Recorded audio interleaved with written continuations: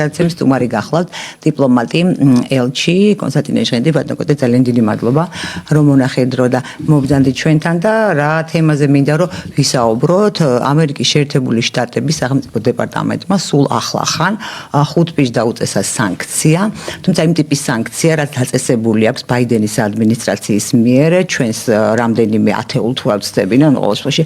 ათეულზე მეტ პირს და ეს ეხება ამერიკის შეერთებული შტატების ტერიტორიაზე შესვლა არ შესვლის საკითხს, თუმცა საინტერესოა, რომ მათგან ერთი არის ყოფილი ევროკომისარი, სულ ავიწყდება რატომაც ამის გვარი ტიერი ბრეტონი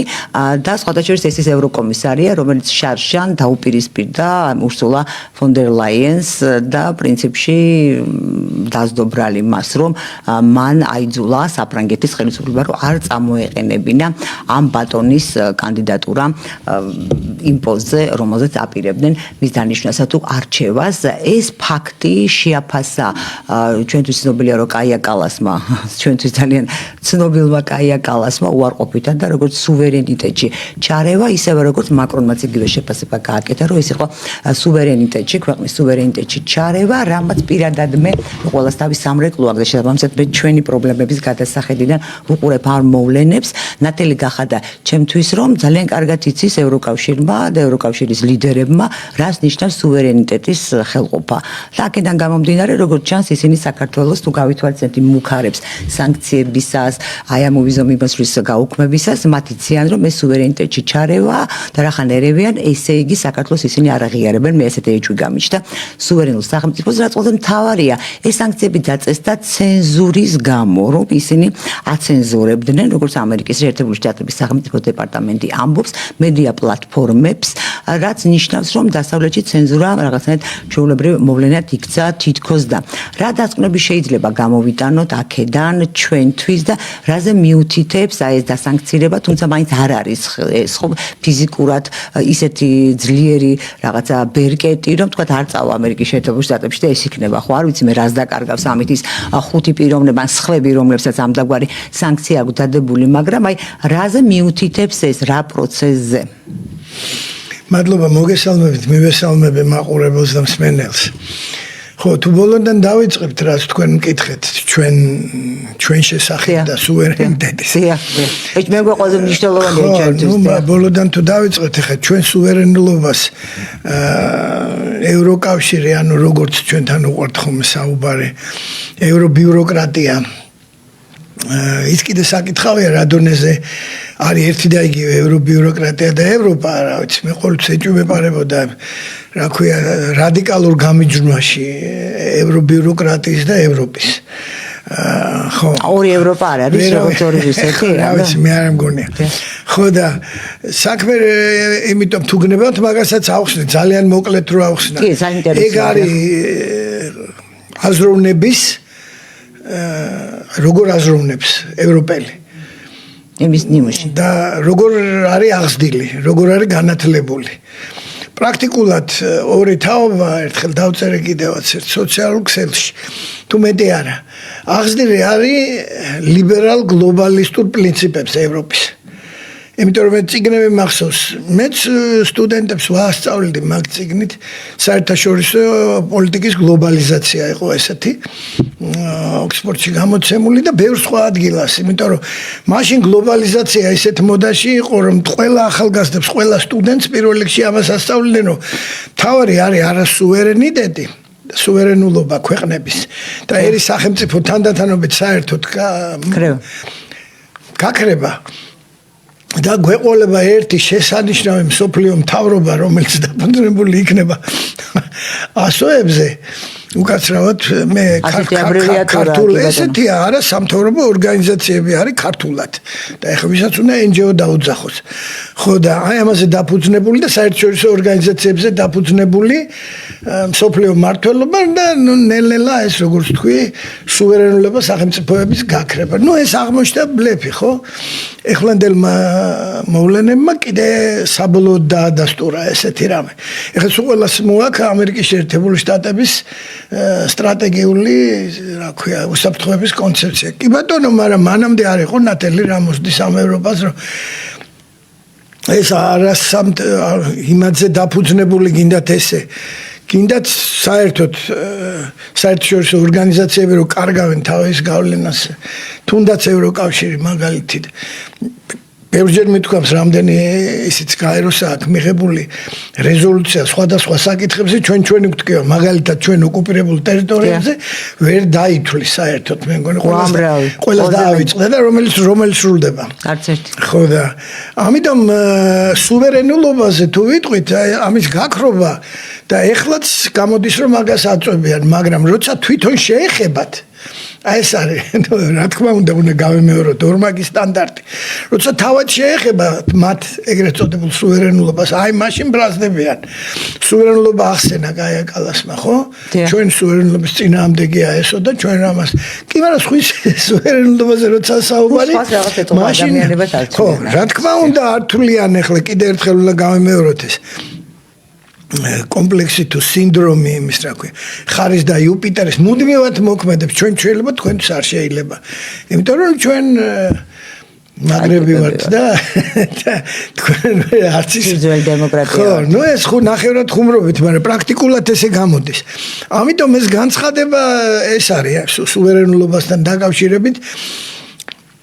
რო ხედავენ რომ და განსაკუთრებით წაიკითხეს ამ ტრამპის ბოლო მაშინ რა ქვია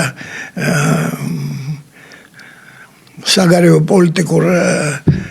კონცეფციაში რომ ერის სახელმწიფოა მთავარი პირდაპირ წერია ეგეთ რამ არასოდეს არ ეწერა ადრე არც ერთ უსაფრთხოების იმაში ამერიკის შეერთებული შტატების პირდაპირ ესე რომ მთავარი არის nation state ეგეთ რამ არ ეწერა ეხლა წერია ეს იმას ნიშნავს რომ ეს უკვე ხაზგასმით არის დაწერილი და ამ nation states ანუ ერთ სახელმწიფოს მოყვება მისი ინტერესები პირველ რიგში სახელმწიფოს ინტერესები და არა საერთაშორისო ორგანიზაციის ან რომელიმე საერთაშორისო გაერთიანების კი არ გაწყვეტინებთ ეს მინდა დავაზუსტოთ არ და რა საოცარია რა ერის სახელმწიფოების კონცეფციაზე შეიქმნა ევროპა ევროპული სახელმწიფოები და ამის ამერიკის შეერთებული შტატები რომელიც სულ სხვა თვისებრივად სხვა ტიპის სახელმწიფოა ხო მისი შექმნის თავისებურება სრულიად განსხვავებულია ევროპისგან ის ამკვიდრებს ამ ცნებას თუ ამ ტერმინს თუ ამ თუმცა უნდა გავიხსენოთ რომ ევროპა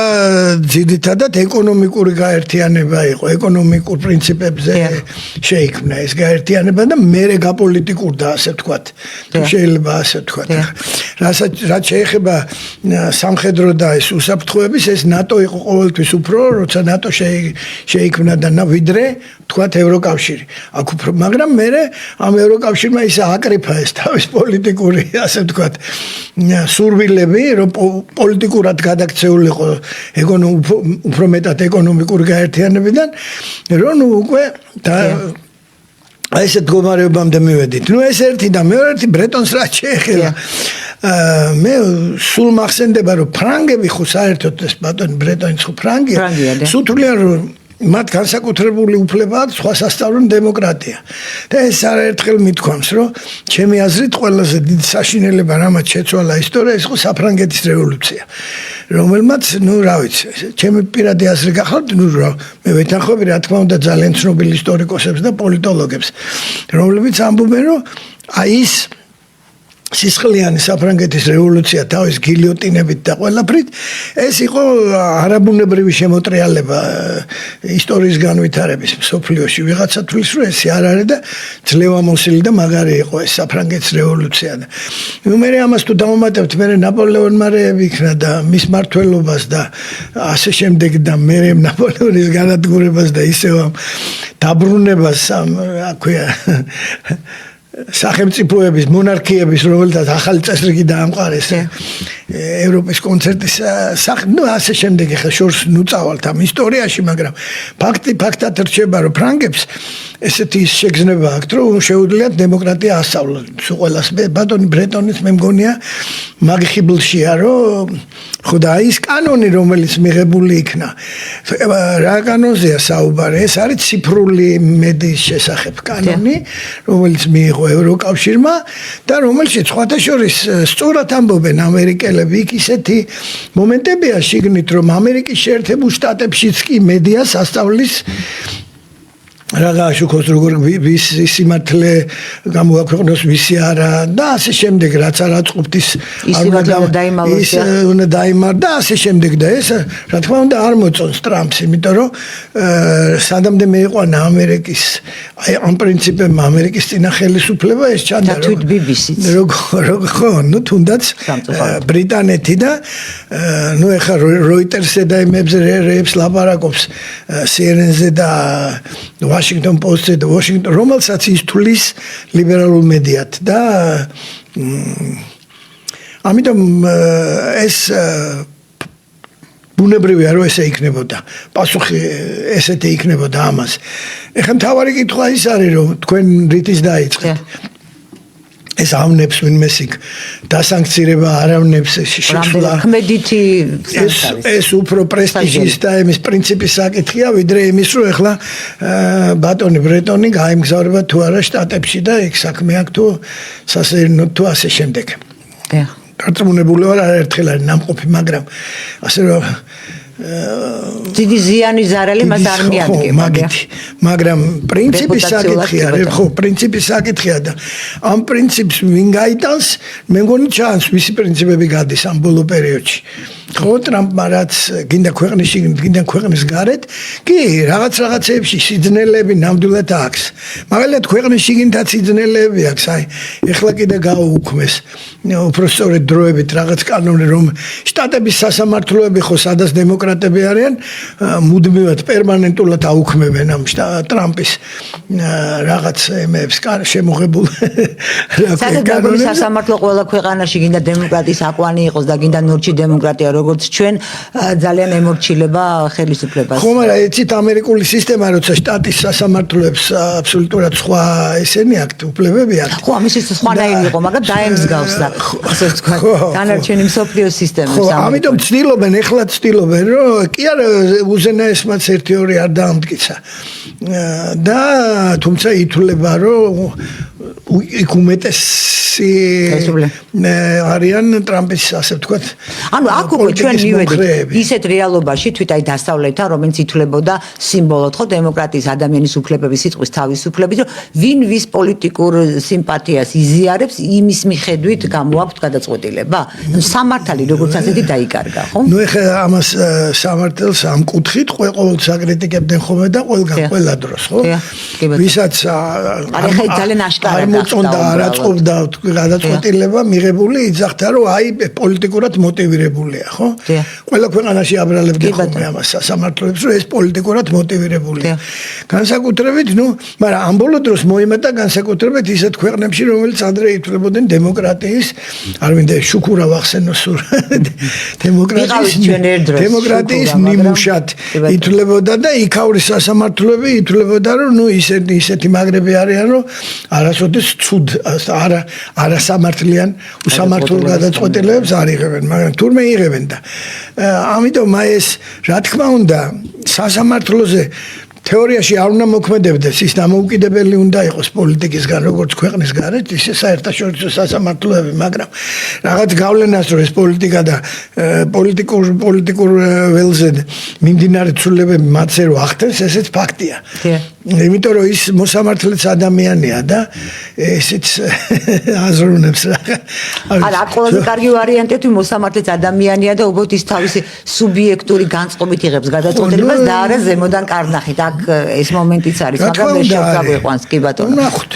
და აი ბატონო კოტე მაშინ როდესაც მე ისევ ჩვენი გადასახედიდან უყურებ როგორც მე ვხედავ ამ საკითხს მაშინ როდესაც აი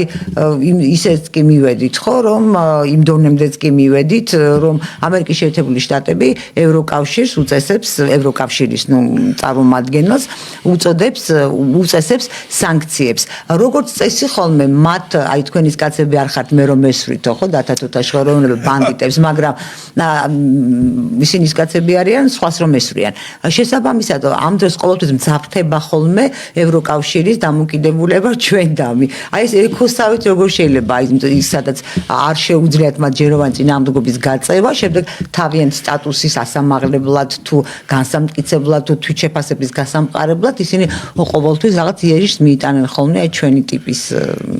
მე მგონია ეს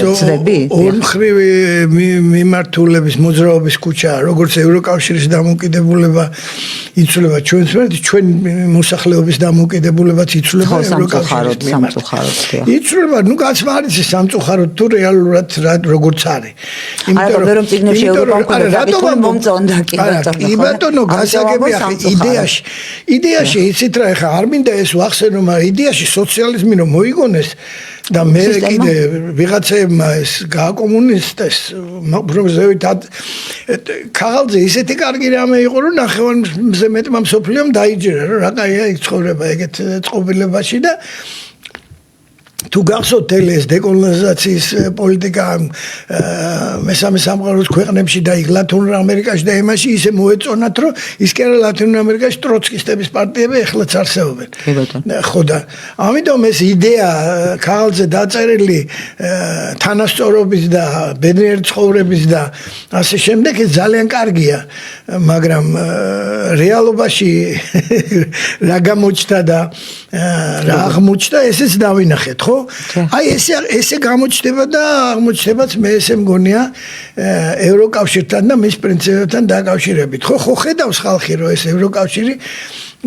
რასაც აცხადებს, თავისთვის აცხადებს პირველ რიგში და შენთვის ასე ვთქვათ არ აცხადებს, კი არა აცხადებს, მაგრამ არ ასრულებს ვთქვათ, ან აბსოლუტურად სხვა მიდგომა აქვს შენს მიმართ და ადამიანს ხო უყურებს ამას ყველაფერს. შესაბამისად დამოკიდებულებაც ამ ევროკავშირის მიმართ რა თქმა უნდა შეიცვლება. ისე არ არის რომ ქართული ხალხი სხვებზე არ ვლაპარაკობ, ჩვენზე ვლაპარაკობ, ასე ბრმად გაყვეს იმას რომ აი ვიღაცამ რაღაცა თქვა და კარგია და ეხლა ხო რეალურად ხო უნდა შეხედო ამ პოლიტიკას არა. რამდენჯერაც მთავრობა ხო ყველა იმას პრაქტიკულად ყოველი დღე იწყება კრიტიკით ევრობიუროკრატიის. კი ბატონო, მაგრამ ევრობიუროკრატია ცალკე არ არსებობს მე მგონი. იქ ის ხალხი არის ევრობიუროკრატები ისინი არიან, რითიც დავიწყე. ვინც ევროპულ სკოლებში, კოლეჯებში გაიზარდნენ, ევროპულ უნივერსიტეტებში სწავლობდნენ და მათი მსოფლმხედველობა და შეხედულებები ჩამოყალიბდა იქ. ხო? კი ბატონო. მე ისინი მიაღწიეს იმ თანამდებობებს, რომელ თანამდებობებს ახლა არიან ევროკავშირში. გახდნენ კომისრები, გახდნენ, რა ვიცი მე იქ ხელმძღვანელი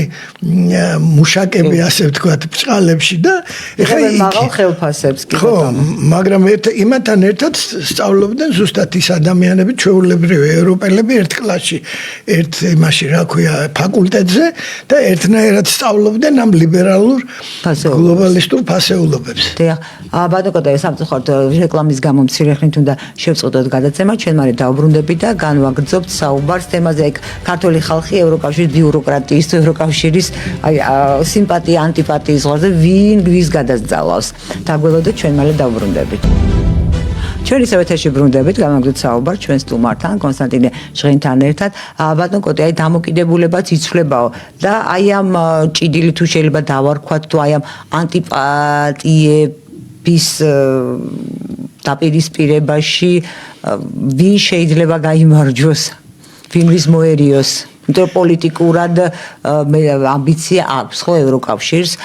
მის ხელმძღვანელობასაც ევროკავშირის ლიდერებსაც შესაბამისად ევროკავშირის წევრი სხვადასხვა ქვეყნის მოსახლეობასაც და აი რაღაცა ეს საქართველო რაღაც ვერ იქცევა ისე როგორც ისინი მოელოდნენ. არის საპირწონე მათი ვთქვათ პოტენციალის რაც შეუძლიათ ან ზიანი მოგვაყედონ ან აგვავნონ ვთქვათ ანტიპათია საქართველოს მოსახლეობის. მე არ ვაკნინებ რა თქმა უნდა, მაგრამ უბრალოდ სამკითხოს. რა ვიცი რა შეიძლება საქმე მithkoms და კიდე გამიმეორებ, იმიტომ რომ მე ამის წამს ხმად, რომ არანაირად ევროკავშირი ისე როგორც ჩვენ გვინდა არ შეიცვლება. ეს არის, ჩემი აზრით, ფუჭი ოცნებაა, რომ ევროკავშირი შეიცვლება ახლა და ჩვენ რაც ორმაგი სტანდარტებზე და ასე შემდეგ და რა დადგენილებებიც მიიღო 6 თუ 7 და რეებიც გვაბრალეს და ასე შემდეგ, რომ იმაზე ბოდიში მოგვიხდის და გამოაცხადებს, რომ არა ახლა მე გამოსწორდები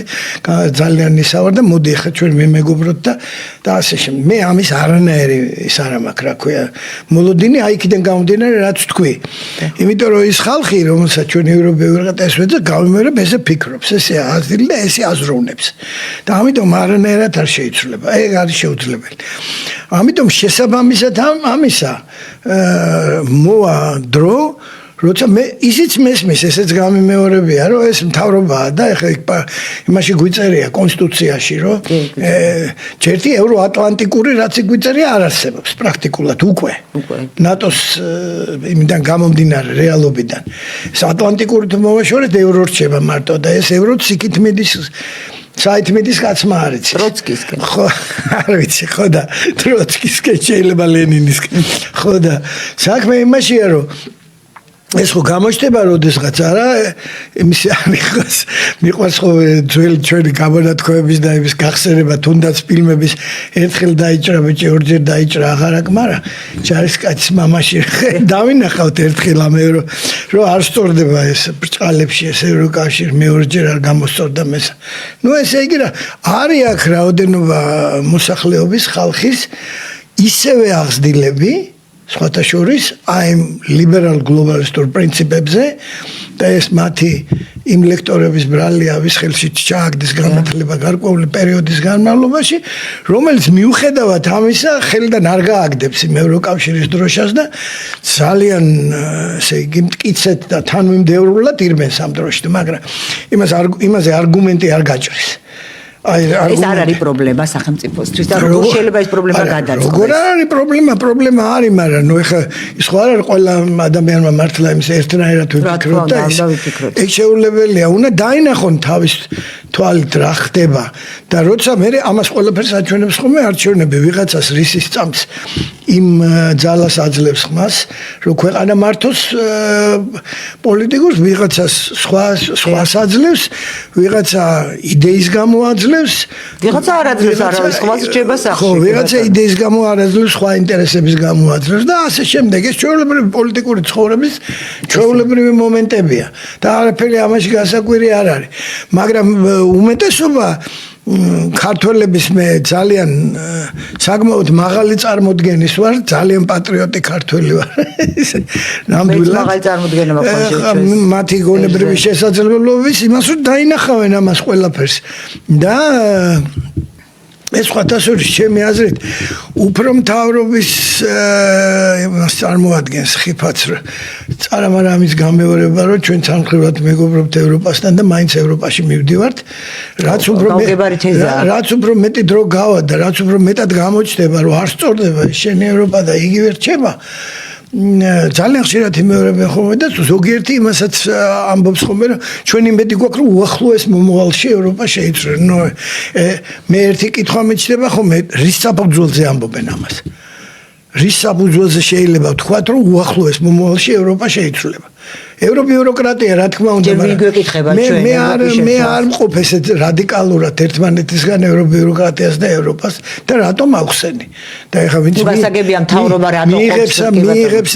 ეგეც ხო გასაგებია კი ბატონო მაგრამ ეს მოსახლეობაც და ხალხიც ხო უყურებს ამას ყველაფერს არა ხო და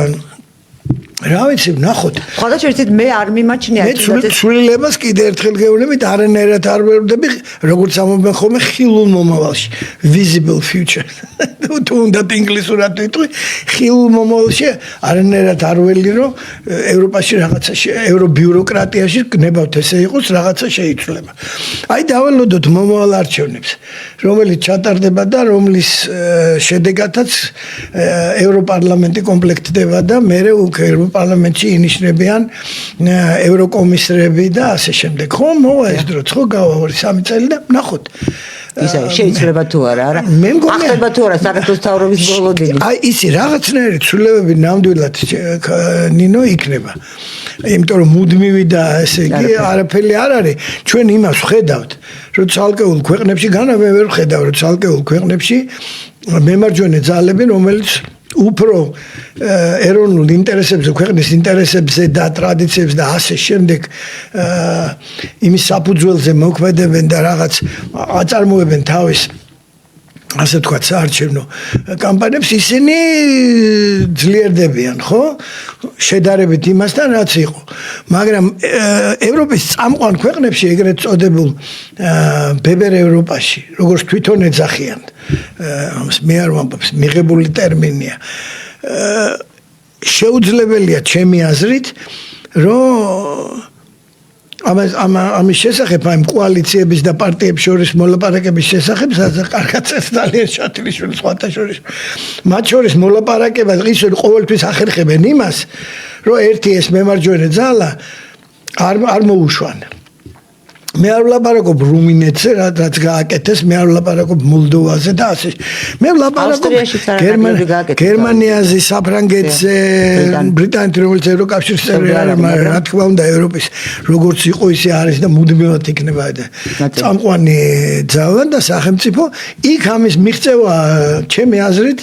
წარმოუდგენელია ჯერჯერობით არ ვიცი მე რა იქნება. თან თუ გავითვალისწინებთ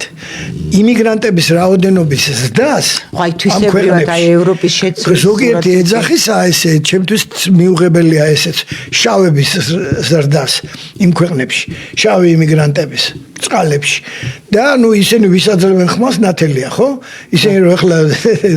კონსერვატორებს და მემარჯვენეებს არ მიცემენ ხმას ფაქტია ამერიკული მედია ვაშინგტონ პოსტი ნიუ-იორკ ტაიმზი და ჩვენთან ეს რატომღაც ხო ნუ ჩვენთან ძალიან უცნაურია იქ პირდაპირ ფილმებში გამიგია კაცო მე ესე მასწავლდნენ ზანგებიო და ახლა ზანგების თქმა არ შეიძლება ზოგი ხუმრობით ამბობს ზოგი ისე ამბობს ფერატკანი უნდა თქვა მე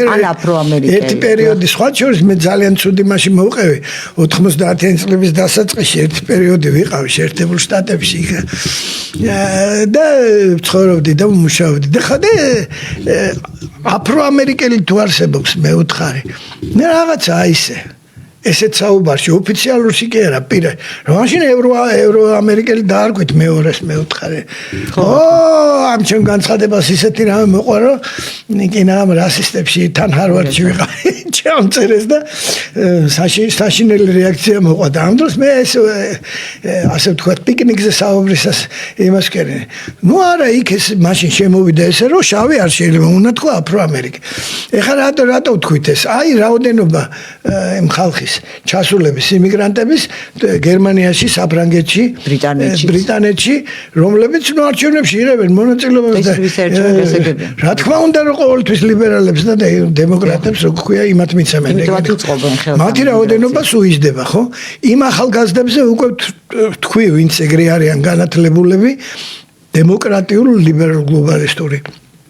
იდეებით ხო დარწმუნებული არიან მაგრამ ისინიც ესე გააგრძელებენ რამდენი წელიც არ უნდა მოემატოს მე მგონია რომ იმათი გადაკეთება ცოტა ძნელია იდეოლოგიურად და იმათ რა ქვია აზროვნების თვალსაზრისით ამიტომ იქ ესეთი ცვლილება რომ უცბად შეიცვალოს ევროპის წამყვანი სახელმწიფოები და ორმაგ სტანდარტს თავი დაანებონ და ჩვენნაირ ქვეყნებს სხვანაირად შეხედონ მე ნაკლებად რეალურად მიმაჩნია ხო ვისაც უფრო რეალურად მიაჩნია მისი ისინება კი ბატონო და აუცილებლად მინდა ბატონო ჩვენ კი გვაქვს 10 წუთი ამ თემასაც შევეხოთ ასეთი ინფორმაცია გავრცელდა არ ვიცი რამდენად სარწმუნოა თუმცა როდესაც ინფორმაცია ვრცელდება მას ან მოთელვის თავისი დანიშნულება აქვს და ეს ცარიელ ადგილზე არ ჩნდება ხოლმე რომ თურქეთმა შეიძლება დატოვოს ნატო სასად შავ ზღვაზე მინდა ვისაუბროთ აი შავ ზღვაზე ძალთა და ინტერესთა ბალანსზე და იმის გათვალისწინებითაც რომ საქართველოს ეხა შავი ზღვა მოქცეულია ხო ამერიკელებისთვის ძალიან მნიშვნელოვანია სტრატეგიულად რუსებისთვის ძალიან მნიშვნელოვანია და ევროკავშირისთვისაც ძალიან მნიშვნელოვანი არის თუ ეხა ნატოსა და ევროკავშირს გავმიჯნავთ ან ამერიკის შეერთებულ შტატებსა და ევროკავშირს გავმიჯნავთ ერთმანეთისგან და ამ დროს შავი ზღვის სახელმწიფო არის საქართველოს მაგრამ ჩვენ გვაქვს საზღვაო აკვატორია არც თუ მცირე ჩვენ ზომასთან შედარებით და ამ დროს ჩვენවත් ერთადერთი სახელმწიფო შავ ზღვაზე რომელსაც არ ყავს საზღვაო სამხედრო ძალები ეს კიდევ ცალკე თემა ალბათ განსახილველი რატომ არ უყავს რაღაც ერთი გემიც კი და კატარღების იმედად რატო ვარ და ის ორი კატარღაც ჩაგვიძირა საუბედუროდ 2008 წელს აგვისტოს ომის დროს რუსეთმა ნუ კატარღები საზღვაო იყო სასაზღვრო კატარღები იყო კი ბატონო და არა რა სამხედრო არა მესმის უბრალოდ თქვი რომ ორი კატარღა იყო სასაზღვრო კატარღები ახლა არა რა თქმა უნდა კიდე კაი ეს მაინც ყავს და აი ეს როგორია, რამდენად რეალურია თორე და რა შეიძლება იმსახურებოდეს ამ ტიპის ინფორმაციის გამოშვება, რომ აი თურქეთმა შეიძლება ნატო დატოვოს. მე მგონია რომ რაღაცა მოთელვაა, თუმცა ყველაფერია მოსალოდნელი, ისე მიმდინარეობს მოვლენები. არა, მართალი ბრძანდებით, იმიტომ რომ ეს ხო პირველად არ ხდება. როგორც კი თურქეთს გაურთულდება ხოლმე, მოდით ეს რბილად თქვა, ურთიერთობები რაღაც საკითხების გამო ამერიკის შეერთებულ შტატებთან ან ნატოსთან მაშინვე დგება ხოლმე ეს ნატოს დატოვება არ დატოვების საკითხი და ნუ ეს ყოველთვის რჩება ხოლმე სიტყვებად. და პრაქტიკულად ეს რა არ მოხდება, მე ამაში დარწმუნებული ვარ, იმიტომ რომ ყველა მართვა თურქეთის რომელი მიმართულებისაც არ უნდა იყოს ძალიან კარგად ესმის რას ნიშნავს თურქეთისთვის ნატოში ყოფნა თუნდაც ესეც სუს ნატოში და გაღალზე არსებულ ნატოში რომელიც აი ესე აბსოლუტურად სხვა ამერიკის ჯერ ეს პროცესი სხვათა შორის რომ ახლა ზოგიერთი იმით ამბობს რა ქვია ამერიკამ დატოვა ნატო არ მგონია ახლა ესე იყოს რომ უცბად აიღოს და ამერიკამ აიღოს და მიატოვოს ეს არ მოხდება მე ასე მგონია უბრალოდ ტრამპს რაც ჰქონდა ჩაფიქრებული იმას პრაქტიკულად მიაღწია გაინაწილეთ ჩვენთან ერთად აიღეთ თქვენ თავზე ხარჯები რომელსაც მოითხოვს ნატოს შენახვა ამას ითხოვდა ის კაცი მეც კი არა ჩვენ რატო უნდა გინახოთ ამდენი ხანი როცა 2/3-ზე მეტი ჩვენი თანხებით და ამერიკის გადასახადების გადამხდელთა ხარჯზე უნდა იყოს ეს ორგანიზაცია რომელიც ევროპაშია ძირითადად და რომელიც თქვენ გიცავთ რუსეთისგან ხო ჩვენ რატო უნდა ოკეანის იქიდან კი ბატონო დათანხმდნენ სხვა შორის ის დათანხმებაც ამ თერეგეს 5%-ია საუბარი კი მოხდა ქაღალზე და იმით მაგრამ რეალურად არ განხორციელებულა იმიტომ ჯერ კიდე არიანი ქვეყნები ნატოს წევრები რომელიც ისე ქვეყნის შიგნით დისკუსია მიდის და ამბობენ რომ ჩვენ არა გვაქვს იმის საშუალება რომ აი რაღაც სოციალური ისენი და თუნდაც ჩვენი ეკონომიკური მდგომარეობიდან გამომდინარე რაღაცებზე ვარი ვთქვა და 5%-ით დავაფინანსოთ დათანხმდნენ მაგრამ ჯერ ეს რეალურად ხორჩესხმული არ არის. ამიტომ აი მაქედან დავიწყოთ და ნუ თურქეთზე რა თქმა უნდა მე მგონია რომ არანაირად თურქეთი ნატოდან არ გავა. თუ დაინახა საბოლოოდ რომ დაიშალა ეს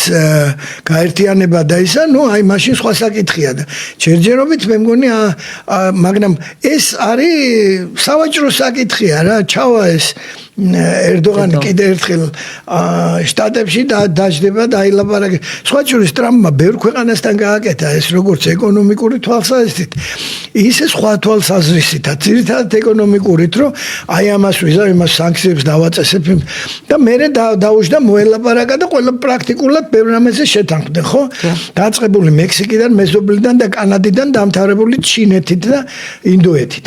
და რუსეთითაც კი მე მგონი და კი ბატონო ამიტომ ის აყენებს თავის რაღაცებს და მე ელაპარაკება ხოლმე და მე აგვარებს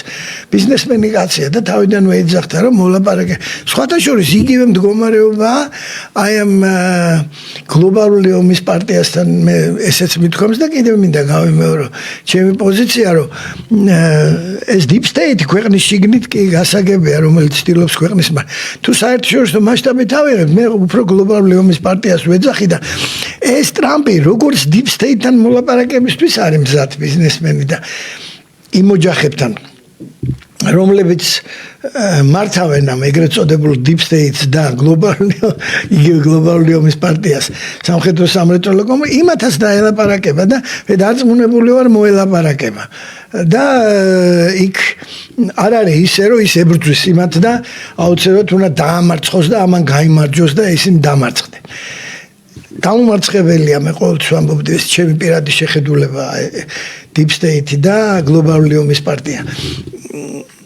დიდი ფულია იქ დიდი ფული კი ბატონო და ეს ძალიან რთულია როცა ფული დაკავშირებულია პოლიტიკასთან და პოლიტიკურ გავლენასთან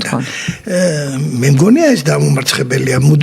მათთან შეიძლება მოლაპარაკება შეიძლება მათი გავლენა შესუსტდეს ან გაძლიერდეს ან გაძლიერდეს. გააჩნია ვინ იქნება ამერიკის შეერთებული შტატების პრეზიდენტი, რომელიც მათ დაელაპარაკება და სხვადასხვა ევროპის ხელმძღვანელობაში ვინ იქნება, იმაზეც დამოკიდებული. ნუ სოფლიოს სამყარო სახელმწიფოებში იქ ჩინეთია და იქ რუსეთია ახლა უკვე მულტიპოლარულში იგულისხმება, ხო, პლუს ინდოეთი და ნუ იქ სხვა სახელმწიფოებიც, რომელიც ბრიქსის და იმის წევრები არიან. ბრაზილია კი ბატონო. ხო. და ბატონო კოტე, აი ეს საქართველოს დანარჩენის ვის თითქოს გარკვეული არა, უკრაინის საზღვაო აკვატორიის საკითხის გარკვევა მიდის ახლა, როდესაც აი ოდესას უახლოვდება რუსული რუსული ჯარები ასე ვთქვათ, იმიტომ რომ აქტიურად მიდის დაბომბვა სამწუხაროდ ოდესის და ნიშნულობას იძენს, ქონდა კიდე და იძენს ეს ჩვენი აკვატორი, ეს შეიძლება ჩვენთვის საფრთხეთ იქცეს, ან რა